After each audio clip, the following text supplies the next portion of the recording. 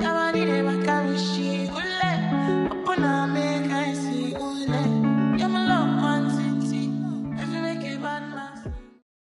you guys, let's go ahead and kick off today's video. So as you guys can tell by the title, we are reviewing none other than the new NYX foundation. So I did pick mine up recently. This one I got in the shade Caramel or Caramel, however you guys prefer to say it. Super excited to try this product. Of course, it's gone viral on TikTok, so I felt it was only right for me to bring it here to YouTube, test it out with you guys, and kick off, you know, my beauty content series for the new year with a foundation review, considering that's probably the #1 video that everyone seems to love from me. So here we are.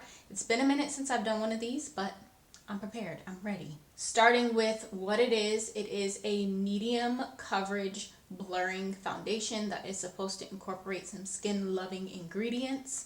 Now those ingredients we will get to shortly, but some of the benefits is that it's supposed to provide like an Instagram filter for your face, which we all love. You know, the Instagram filter without the filter, we love that. It is supposed to provide 12 hours of hydration and 16 hours of wear. Now we are not going to be wearing this foundation that long, not 16 hours, let alone 12, but we will test it out for a couple of hours and see how it wears on the skin. And of course, like I said, I will give you guys my first impressions as well. It is formulated with the skin loving ingredients, which we will now talk about, which is the glycerin, matcha, and niacinamide. And anybody that knows me knows niacinamide is one of those ingredients that I just really love. So that's definitely getting me excited because I did not know, honestly, that that was in there. But it's nice to know that there are helpful ingredients for your skin within the product itself, which is always great. It is supposed to be a lightweight slip texture foundation that's supposed to leave your skin looking blurred and healthy. And one thing I noticed is that they really emphasize the blur. So we're going to see how blurred we get, but they definitely hype that up a lot. There are 24 shades of this foundation.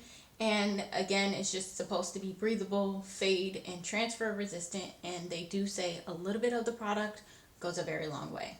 It is suitable for all skin types, so it's for everyone, basically. And again, blurred. If you guys can see there on imperfections, blurred, pores, blurred, discoloration, blurred, and texture, blurred. I can't even say the word, blurred.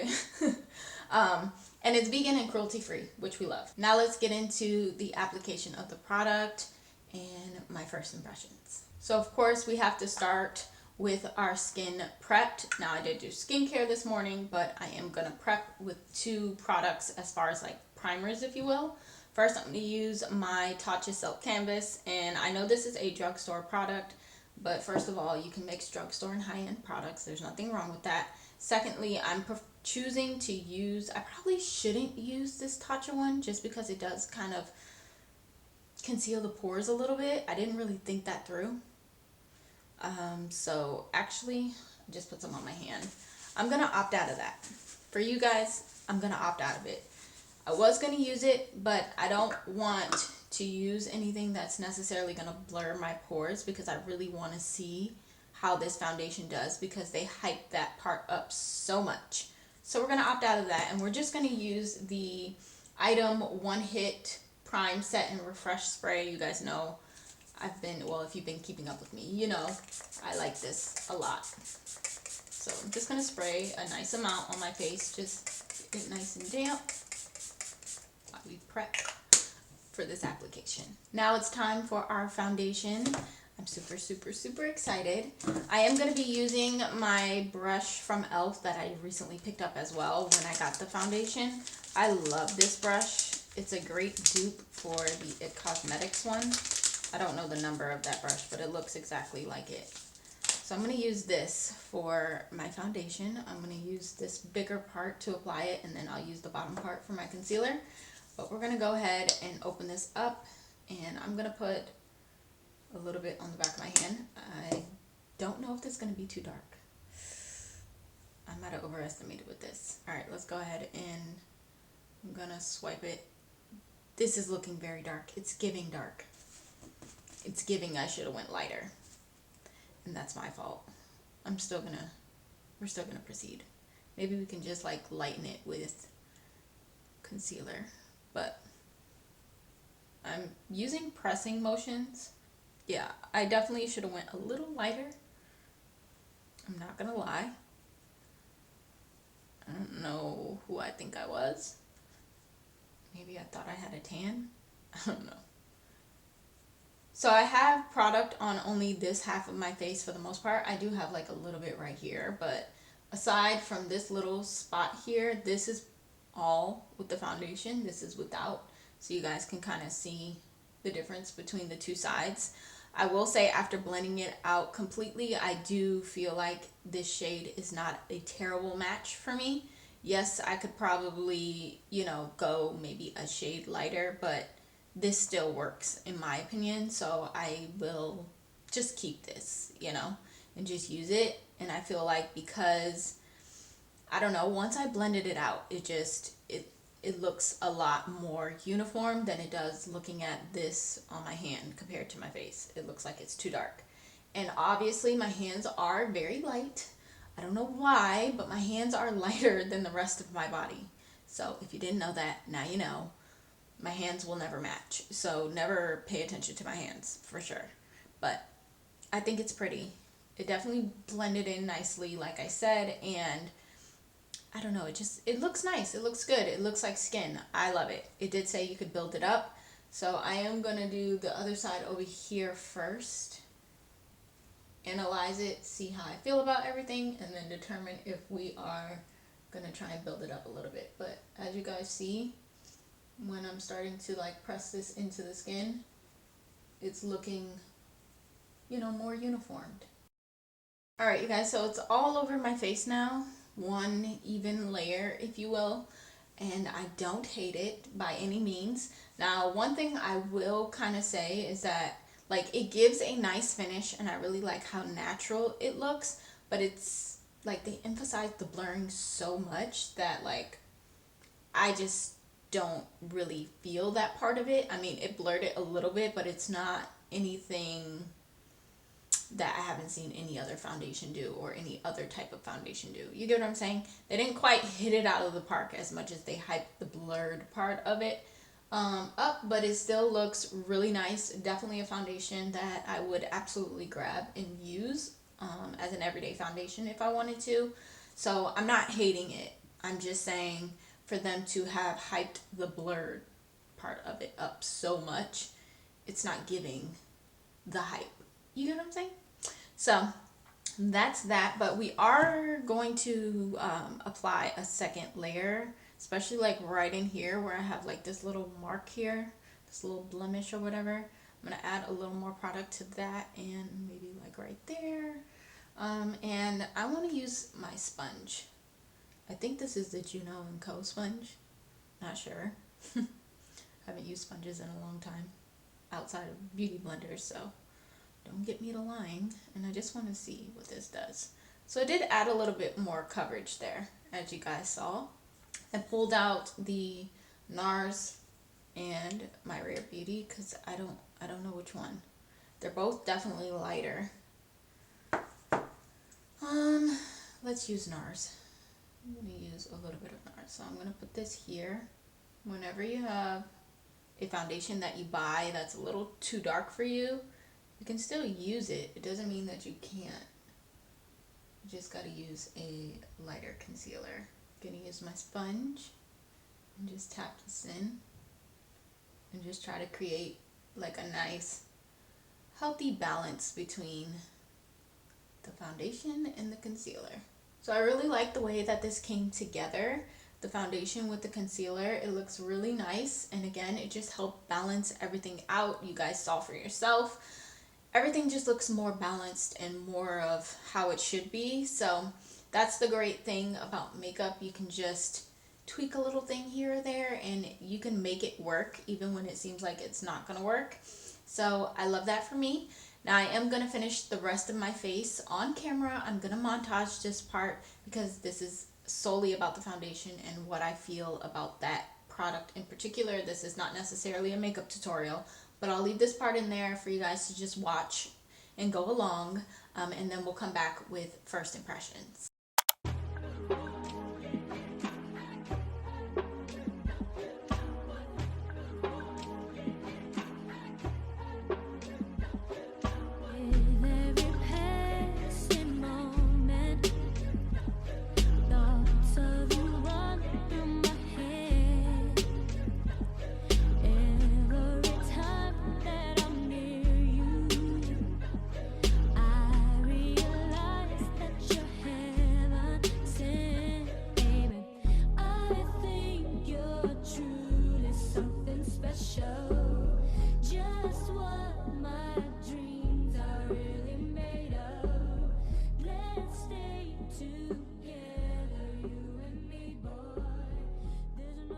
Alright, you guys, my makeup is complete. I didn't do anything too crazy. I used very minimal products, but I love the way that it turned out. Just very natural, everyday kind of makeup look that I have on. And of course, we're going to wear it for a couple of hours and test it out in terms of wearability. But first, I want to give you guys my first impressions. So right off the bat, I do want to say that I would absolutely recommend this foundation to anyone who's looking for something to use more so on an everyday basis, something quick to throw on that's going to give you that coverage but still look very natural and still be lightweight on the skin. I agree with all of that. Those are just my thoughts and opinions and how I feel about it. Now, the one thing I will say is probably the only con, if you will, for me personally, and maybe it's just me nitpicking, but for them to have blur in the title, blur in the description so much when it comes to just describing this foundation, I don't feel like it's giving that much of a blur. It's still a little bit of a blur, don't get me wrong, but it's not as, I just don't feel like it matches up to how much they emphasize the blur. But it still is a really nice foundation. It doesn't take away from that. For me, in my opinion, it still looks very nice and very flawless on the skin. And if you're someone who doesn't really have that much imperfections going on your face, it's definitely gonna look even 10 times better on your skin. But the reality is we all have some type of imperfection, and so I'm just throwing that out there. Again, maybe it's just me being nitpicky. That is the time that I have. So we have officially had this foundation on for 2, 3, 4, 5, 6, about 5 hours, almost 6, but your girl's getting tired and I need to take this off and get ready for bed. So we are gonna cap it there. But you guys see my face? I feel like it held up pretty well for these 5 hours. I set a little bit underneath the eyes. I didn't really set my entire face. So considering that, I don't feel that it's like overly oily or anything like that. It does look like shiny in my T-zone area, and I feel like a lot of that has to do with like the lights beaming on my face right now. But to put some of you guys at ease, we are going to use a little bit of powder and see what the comeback is like. But before I do that, I do want to talk about settling. Like, I think it settled a little on my fine lines, but right in here, just a little bit, a little wear on my mouth. I definitely ate and it wasn't neat, so have that. But pretty much everywhere else on my face, it's still there, you know, everything's in place. It didn't really move. So let's take some powder. I'm going to use the same brush from earlier that I used to set my under eye area. I'm going to first take actually the brush that I used for the foundation. I don't have any product on here. I'm just using it just to press into the fine lines area. And then I'm going to go in with the brush with some powder on it and just set and see what that gives us. Alright, so as you guys can see, a little bit of powder does help correct things a little bit, and it looks a little more put together. If I'm being honest, I'm not the type of person that touches up her makeup. Once I do my makeup for the day or for the event, whatever it is that I'm doing or going to, it's done. And if it falls apart by the end of the night, it falls apart. I'm just not that girl who feels the need to have to necessarily touch up her makeup. But I wanted to try it out and let you guys know and see for yourselves how that works. And just a little bit of translucent powder definitely does the trick.